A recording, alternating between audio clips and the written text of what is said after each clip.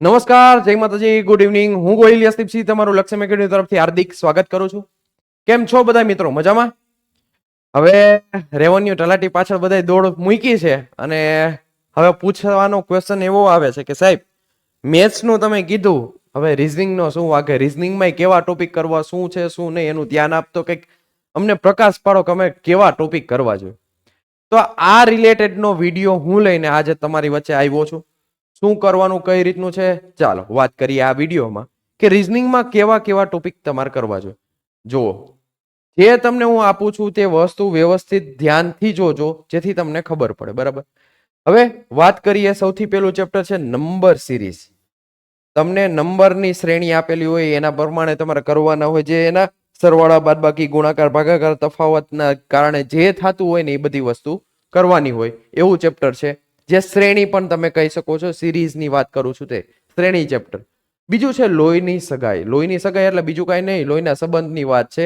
તમારે તમારા મામાના દીકરાને દીકરી તમારે શું થાય ને એવા ક્વેશ્ચન પૂછાય ને એવું ચેપ્ટર છે. આનો લગભગ એકાદો દાખલો, આ બે ચેપ્ટર એવા છે ઇમ્પોર્ટન્ટ કે તમારે ગમે ત્યાં દેખાશે. આના કોઈ પણ ભરતીની એક્ઝામ હોય, આ રેવન્યુ તલાટી એવું નહીં, ગમે ભરતીની એક્ઝામની તૈયારી કરતા હોય ને તમારે આ ચેપ્ટર કોઈ દી સ્કીપ નહીં કરવાના. જે હું તમને કહું છું નહીં, હશે. ત્રીજું છે આ કોડિંગ ડીકોડિંગ. આ ત્રણેય ચેપ્ટર તમારા માટે આઈએમપી ચેપ્ટર છે. આ ગમે એમ કરશે, આ પૂછ્યા વગર એને હાલશે જ નહીં. એને હશે મજા આવશે. જ્યાં રીઝનિંગ ટોપિક આવશે ને એટલે એને પેલા યાદ આવશે આ વસ્તુ કે આમાં આ લોકોને હેરાન કરી શકાય. એટલે આ મૂકે. તમે ઘણી એક્ઝામો દીધી હશે, તમે જોયું પણ હશે કે આ વસ્તુ થાય છે. આ ચેપ્ટર એ ઉપરાંત તમારે ઘડિયાળ ચેપ્ટર કરવું જોઈએ. ઘડિયાળના પણ તમને વ્યવસ્થિત આખું કરવાનું થાય. એ વ્યવસ્થિત તમારે ઘડિયાળના માપ સાઇઝ થી લઈને બધી વસ્તુ જોવાનું થાય. એના સૂત્ર છે એ કે એના ખૂણા ગોતવાનું સૂત્ર શું છે, તેના ફેક્ટ ડેટા છે એ યાદ રાખવા પડે. એ બધી વસ્તુ તમારે જોવું પડે. બરાબર છે. એ પછી દિશા અંતર. જે દિશાઓ તમને ખબર હોય, દિશા એટલે દિશા પટનીની વાત નથી કરતા, આમાં ઉત્તર દક્ષિણ પૂર્વ પશ્ચિમની વાત થાય છે. એ દિશાની વાત થાય છે. એને હારે અંતરનું આવે છે કે કેટલા કિલોમીટર આટલા ઉત્તરે, આટલા કિલોમીટર પશ્ચિમે આટલા ગયો, પછી કેટલા કઈ દિશામાં કયા ખૂણાએ છે. એ બધી વસ્તુ તમારે 8 દિશાઓ વ્યવસ્થિત ઓળખતા શીખવું પડશે. તો આ ચેપ્ટર તમારા માટે મહત્વનું છે. આ હોય છે. પછી કેલેન્ડર ચેપ્ટર છે. કેલેન્ડર ચેપ્ટર એ તમારા માટે મોસ્ટ આઈએમપી ચેપ્ટર છે, જે તમારે કરવું જોઈએ. પછી ક્રમ કસોટી.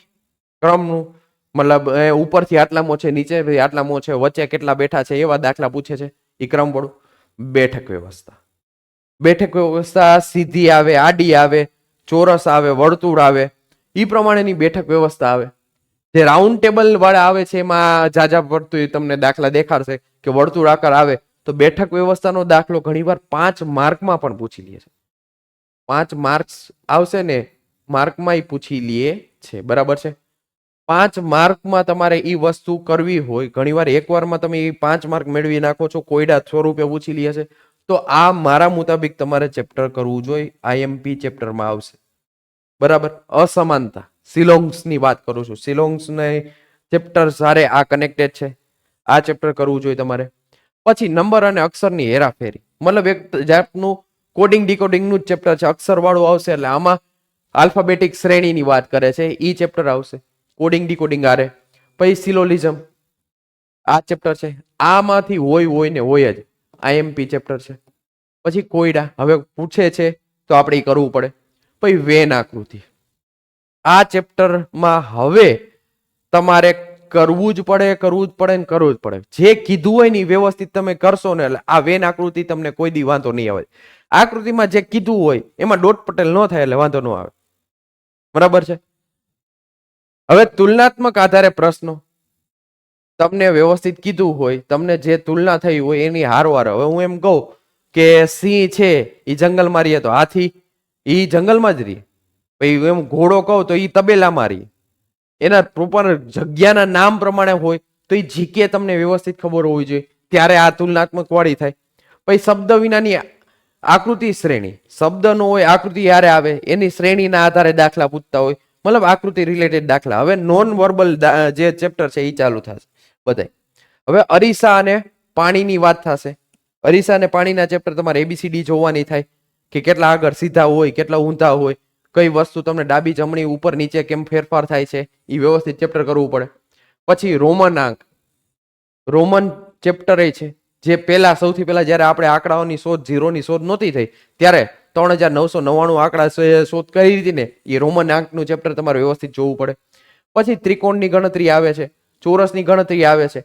કેમ કે હવે આ લોકોની પેટર્ન એવી થઈ ગઈ છે કે સીસીની જે ગ્રુપની એક્ઝામ લેવાતી ને પહેલા એ પ્રમાણેનો સિલેબસ આ લોકોએ થોડો ઘણો કર્યો છે.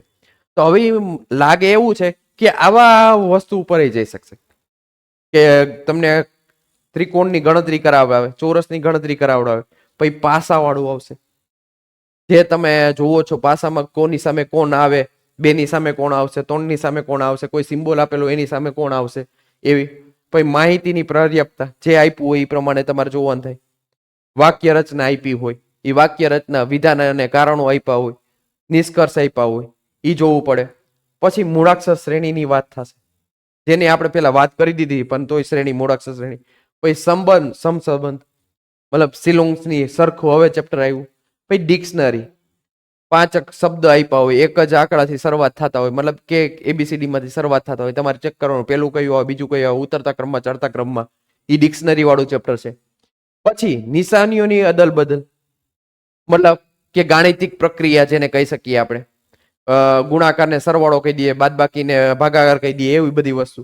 પેપર કટિંગ ને ફોલ્ડિંગ નું ચેપ્ટર છે જે તમને એમ કહે કે આ પેપર પેલા આમ વાળ્યું, પછી આમ વાળ્યું, હવે આને આમ કટ કરું છું તો હવે મને આકૃતિ કેવી દેખાશે, પછી ખોલ્યા પછી એવું.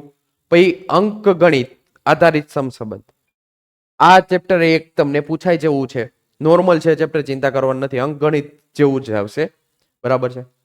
તો આ બધા ચેપ્ટર જે હતા તમારા, એ તમારા ચેપ્ટર હતા રીઝનિંગ ને રિલેટેડ.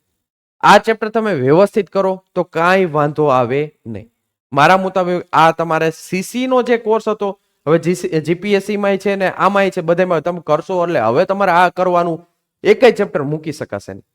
મેથ્સ રીઝનિંગમાં હવે એક પણ ચેપ્ટર મિસ કરવા જેવા નથી, પણ જે કીધા એ વધારે ધ્યાન દેશો તો તમને ફેરફાર થશે, અનદેખાશે, બરાબર છે. અને બીજી વાત કરું તો આપણે રેવન્યુ તલાટી બાબતના 2 કોર્સ લોન્ચ કરેલા છે. એની વાત કરું તો આ આપણી વેબસાઇટ છે. વેબસાઇટમાં પેઇડ કોર્સમાં જાશો, પેઇડ કોર્સમાં તમને અહીંયા ક્લાસ 3 ખોલશો ને એટલે તમને રેવન્યુ તલાટીના કોર્સીસ આપણે આમાં દેખાડશે. એમાં આપણે 2 પ્રોડક્ટ છે. એમાં જે લોકોને પેલા પ્રિલિમની તૈયારી કરવી છે તો એ પ્રિલિમની પણ તૈયારી કરી શકે છે, અને જે મિત્રોને પ્રિલિમ પ્લસ મીન્સની તૈયારી કરવી છે તો એની પણ તૈયારી કરી શકે છે. બેયનું છે. પ્રિલિમની તૈયારી કરવા માટેનો જે પ્રાઇસ છે એ 2499 રૂપિયા છે, અને મીન્સની જે મિત્રોને તૈયારી કરવી છે એનો પ્રાઇસ છે 4100 રૂપિયા. હવે એમાં બેયમાં તમારે લાઈવ પ્લસ રેકોર્ડેડ વિડીયો સ્વરૂપે તમને મળશે. કદાચ તમે લાઈવમાં જોઈન નથી થઈ શકતા તો ચિંતા કરવાની જરૂર નથી, તમને ઓલરેડી રેકોર્ડેડ સ્વરૂપમાં તમને એ મળી જશે, બરાબર છે. અને બીજી વાત કરું તો તમારે હજી આમાં ડિસ્કાઉન્ટ જોતું હોય, ડિસ્કાઉન્ટ માટે થઈને તમે એક કોડનો ઉપયોગ કરજો. કોડનો ઉપયોગ કરશો ને એમાં કોડમાં તમારે YG10 કોડ નાખશો ને એટલે તમને બીજું 100 રૂપિયાનું એક્સ્ટ્રા ડિસ્કાઉન્ટ મળી જશે. એ મારા કોડ ઉપર મળી જશે, બરાબર છે. તમે ગમે ત્યારે પરચેસ કરી શકો અને તમારું મટીરિયલ PDF સ્વરૂપે મળશે. હવે લક્ષ્યમને કહેવાની જરૂર નથી કેવી તૈયારી કરાવી છે, બરાબર છે. તો આજે જ જોડાઈ જાઓ, વ્યવસ્થિત તૈયારી થશે અને તમને તમારી તૈયારીમાં 100% વિશ્વાસ હોય અને તૈયારી 100% કરવી હોય તો લક્ષ્યમ સાથે આજે જ જોડાઈ જાઓ. મળીએ આવા જ નવા સેશન સાથે અને નવા ટોપિક સાથે. ત્યાં સુધી મને એટલે કે યશદીપસિંહ ગોહિલને રજા આપો. જય હિન્દ, જય ભારત.